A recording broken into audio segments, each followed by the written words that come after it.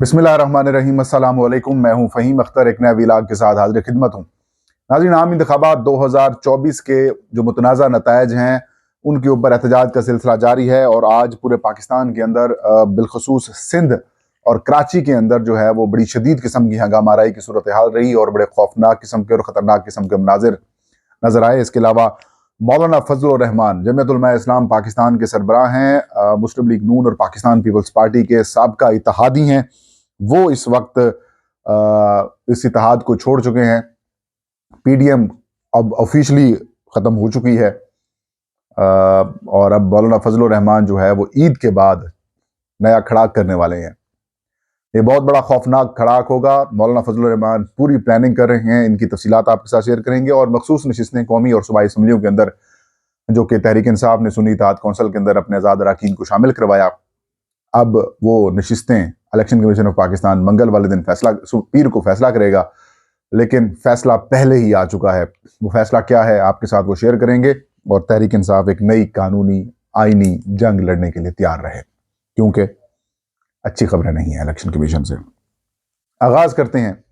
आम इंतखाबात 8 फरवरी 2024 को हुए। पाकिस्तान के ये 12वें आम इंतखाबात थे और इन इंतखाबात की जो गूंज है वो पूरे पाकिस्तान के अंदर कई बरसों तक सुनाई देती रहेगी। इन इंतखाबात के अंदर जो मुतनाज़ा किस्म के नतायज आए हैं, इसके ऊपर जितनी इस वक्त डिस्कशन चल रही है, इतने किसी और इंतखाब के ऊपर डिस्कशन नहीं चली थी।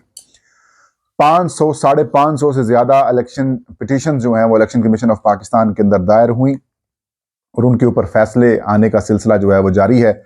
लेकिन इंटरेस्टिंग बात यह है, जो कि मैंने रात गुज़श्ता अपने व्लॉग के अंदर कहा था, कि इलेक्शन कमीशन ऑफ पाकिस्तान ने पंजाब की 337 या 38 सीटों के लिए जो ट्रिब्यूनल्स बनाए हैं वो सिर्फ 2 बनाए हैं और ये ट्रिब्यूनल्स अगर अगले 5 साल तक भी केसेस सुनते रहें तो शायद ये फैसले ना कर सकें और एक तारीख के मुतनाज़ा तरीन इंतखाबात को तस्लीम करने वाली बात है कि लोगों को जो मुतासर हुए हैं इन इंतखाबात के नतायज से, या फिर फार्म 47 और फार्म 45 वाला जो तनाज़ा है, इससे जो मुतासर लोग हुए हैं इनकी सुनवाई जो है वो कहीं अच्छे और अच्छे फोरम के ऊपर नहीं हो सकेगी। और तहरीक इंसाफ के ज़्यादातर लोग मुतासर हुए हैं और उन्हीं फार्म 45 और फार्म 47 के तनाज़े की का फ़ायदा उठाकर मुस्लिम लीग नून हुकूमत बनाने लगी है और अब तक इतलात के मुताबिक कुछ देर तक हुकूमत बाज़ाब्ता तौर पर, मतलब स्पीकर और डिप्टी स्पीकर उनके इलेक्ट हो जाएंगे और उसके बाद फिर सीएम का इलेक्शन और फिर मरियम नवाज साहबा, इलेक्शन नहीं बल्कि सिलेक्शन, नामजदगी तो हो ही चुकी है, वो जब हो जाएंगे उसके बाद आप देख लेंगे एक नया फेज आएगा पाकिस्तान के अंदर। मोहसिन नकवी पार्ट 2 आएगा और वो बड़ा खौफनाक किस्म का होगा। लेकिन मौलाना फजल रहमान जो कि मुस्लिम लीग नून पाकिस्तान पीपल्स पार्टी के इत्तेहादी रहे हैं, बड़ी जमात थी और आज से 15-16 महीने आज से चंद माह पहले जो 15-16 महीने वाली हुकूमत आई थी उसके अंदर उनका बड़ा खासा शेयर था। गवर्नर खैबर पख्तूनख्वा उनके अजीज़ हैं और वो इस वक्त उनके सीट के ऊपर मौजूद हैं और सूबे में उनकी हुकूमत रही और अब वो इस हुकूमत से अलग हो चुके हैं, वो अब इस निज़ाम से अलग हो चुके हैं, अब वो इस जो फार्म 47 की बुनियाद पर बनाई जाने वाली हुकूमतें हैं उससे अलग हो चुके हैं। मौलाना फजल रहमान धांधली का जो है वो अब बयानिया लेकर अवाम में दाखिल होना चाहते हैं। मौलाना फजल रहमान से तहरीक इंसाफ के लोगों की मुलाकात हुई और इस मुलाकात के बाद मुस्लिम लीग नून और पाकिस्तान पीपल्स पार्टी की जमीयत उलमा इस्लाम से जो राहें हैं वो अलग हो गई। इसके साथ साथ जो एस्टैब्लिशमेंट के साथ राब्ते या फिर जो रवाबित की बातें थी मौलाना फजल रहमान की, वो भी ख़त्म हो गई और मौलाना फजल रहमान साहब को वाज़ेह पैगाम दिया गया कि आपने पीटीआई को साथ नहीं मिलाना। मौलाना फजल रहमान कहते हैं कि अगर कोई खुद से आएगा तो फिर हम उनको इनकार नहीं करेंगे, मतलब पीटीआई के लिए उन्हें रास्ते ओपन किए हुए हैं, दरवाजे ओपन किए हुए हैं। गो के मौलाना फजल रहमान की अपनी ज़बान में ये अल्फाज हैं कि तहरीक इंसाफ और हमारे दरमियान दीवारें नहीं बल्कि पहाड़ हायल हैं, लेकिन रास्ता फिर भी उन्होंने ओपन रखा हुआ है और आगे जाकर आप देख सकेंगे कि शायद तहरीक इंसाफ और मौलाना फजल रहमान एक स्टेज किसी हद तक आके शेयर करें। और मौलाना फजल रहमान का वो खौफनाक जो 2 इंटरव्यू सामने आए जिसमें उन्होंने इल्ज़ाम लगाया, ये उन्होंने बात की कि जनरल बाजवा ने कहा कि तहरीक एतमाद लाओ, मैंने मेरी मतलब उन्होंने कहा मेरा बावजूद इनकार के तहफ़्फ़ुज़ात के मैंने सपोर्ट किया, कहीं ऐसा ना हो कि ये तासुर जाए कि मैं इमरान खान जो कि मेरे मुखालिफ थे मैं उनको बचाने की कोशिश कर रहा हूँ। लेकिन वो एक बात उन्होंने क्लियर कर दी कि अमेरिका से सैफर आया, खान साहब ने कहा था अमेरिका से सैफर आया और फिर यहाँ पर बैठे हुए कुछ किरदार जनरल बाजवा का इमरान खान साहब नाम लेते हैं कि उनके बाद ये जो सारी कहानी है फिर तहरीक एतमाद वाली वो शुरू हो गई। इस बात को मौलाना फजलुर रहमान ने कंफर्म किया। अब मौलाना फजलुर रहमान ने कश्तियां जला दी हैं। मौलाना फजलुर रहमान अब बहुत आगे चले जा चुके हैं। इस अगर धांधली के खिलाफ रेस के अंदर हम बात करें तो मौलाना फजलुर रहमान इस वक्त बिल्कुल स्पीड के अंदर जा रहे हैं और उनकी गाड़ी रुकने का नाम नहीं ले रही। उन्होंने तैयारियां शुरू कर दी हैं। रमजानुल मुबारक के बाद और ईद के बाद, ईद उल फितर के बाद मौलाना फजलुर रहमान पूरे पाकिस्तान के अंदर जलसे करेंगे, रैलियां निकालेंगे, जुलूस निकालेंगे और हो सकता है कि एक खौफनाक किस्म का और बड़ा लॉन्ग मार्च भी कर दें। और मैं ये बता रहा हूं कि मौलाना फजलुर रहमान जो अगर तैयारी कर रहे हैं तो इसके पीछे उनकी बहुत बड़ी मनसूबाबंदी भी होगी और वो सारी प्लानिंग के तहत आएंगे। और अगले जो 6 महीने होंगे या 7 महीने होंगे वो मुस्लिम लीग नून, पीडीएम तो अब नहीं रही, मुस्लिम लीग नून, पीपल्स पार्टी, एमक्यूएम की हुकूमत जो है वो, चाहे वो सिंध के अंदर हो, पंजाब के अंदर हो या फिर वफाक के अंदर हो, उनको शदीद किस्म का टफ टाइम मिलने वाला है। और अगर तहरीक इंसाफ भी आ जाती है सड़कों के ऊपर और उनको खैबर पख्तूनख्वा हुकूमत की सपोर्ट भी होगी, वफाक के अंदर उनके नुमाइंदे भी होंगे, पंजाब के अंदर भी भरपूर आवाज होगी, सिंध के अंदर भी उनकी आवाज होगी, तो फिर मसाइल पैदा होंगे। और मुशाहिद हुसैन सैयद वाली वो बात जिसमें मुशाहिद साहब फरमाते हैं कि ट्रंप भाई आएंगे, एक फोन होगा और सारी चीजें रिवर्स हो जाएंगी, तो शायद स्टोरी जो है वो मौलाना फजलुर रहमान की डिमांड यही है कि वो नए इंतखाबात चाहते हैं। तहरीक इंसाफ ये चाहती है कि फॉर्म 45 की बुनियाद के ऊपर नतायज बनाए जाए। अगर इनके अंदर किसी तरह अलायंस हो जाता है तो फिर कहानी और खतरनाक होगी और हो सकता है बाद में यही दरमियानी रास्ता निकाला जाए कि नए इंतखाबात करवाए जाएं और फॉर्म 47 और फॉर्म 45 वाला तनाज़ा ही उसकी इन्वेस्टिगेशन की तरफ ही मामला ना जाएं। लेकिन जो भी होगा बड़ा इंटरेस्टिंग होगा।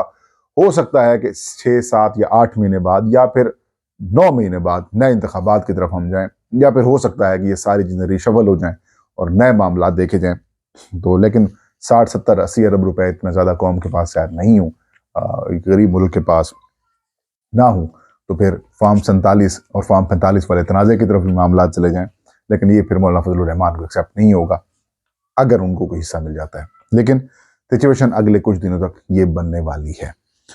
इसके अलावा नाज़रीन, मखसूस नशिस्तों के ऊपर इलेक्शन कमीशन ऑफ पाकिस्तान ने अभी तक मामला अपने पास रखा हुआ है और बाकी सारी सियासी जमातों को उनके शेयर के मुताबिक हर असम्बली के अंदर जो है वो शेयर दे दिया गया है, उनकी नशिस्तें अलाट कर दी गई हैं।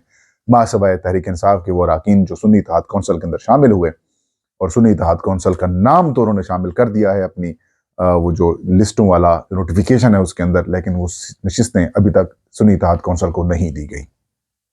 क्या चल रहा है इलेक्शन कमीशन ऑफ पाकिस्तान के अंदर? मैंने कुछ लोगों से पूछा जो कि chief election commissioner Sikandar Sultan Raja साहब के बड़े करीब हैं और सिकंदर सुल्तान राजा साहब किसी भी आईनी और कानूनी मामले के ऊपर उनसे शायद वो राय लेते हैं। तो उनसे मैंने पूछा तो वो कहते हैं कि हालात ठीक नहीं है तहरीक इंसाफ के लिए और तहरीक इंसाफ एक नई कानूनी और आईनी जंग लड़ने की तैयारी करे। वो ये फरमा रहे हैं कि सुन्नी इत्तेहाद कौंसिल ने किसी एक नशिस्त के ऊपर इलेक्शन कॉन्टेस्ट नहीं किया, सुन्नी इत्तेहाद कौंसिल ने एक वोट भी हासिल नहीं किया, सुन्नी इत्तेहाद कौंसिल की किसी भी असम्बली के अंदर रिप्रेजेंटेशन नहीं है, लिहाजा सुन्नी इत्तेहाद कौंसिल को का ये जो डिक्लेरेशन जमा करवाया गया है आज़ाद अरकान की जानिब से, ये एक्सेप्ट नहीं किया जाएगा इलेक्शन कमीशन ऑफ पाकिस्तान की जानिब से। उनका ये भी कहना था कि ना सिर्फ ये एक्सेप्ट नहीं किया जाएगा बल्कि उनको किसी किस्म की नशिस्त भी नहीं मिलेगी। और मैंने फिर उनसे पूछा क्या ये फिर जो मखसूस नशिस्तें बच गई हैं ये फिर मुस्लिम लीग नून और पाकिस्तान पीपल्स पार्टी में तकसीम की जाएगी? तो उन्होंने कहा नहीं, ऐसा नहीं होगा। जो शेयर इन जमातों को मिल चुका है, जो रिप्रेजेंटेशन है उसके तहत, वो प्रोपोर्शनल रिप्रेजेंटेशन के तहत जो उनको मिल चुका है शेयर, वो वही रहेगा और कोई इनको शेयर नहीं मिलेगा।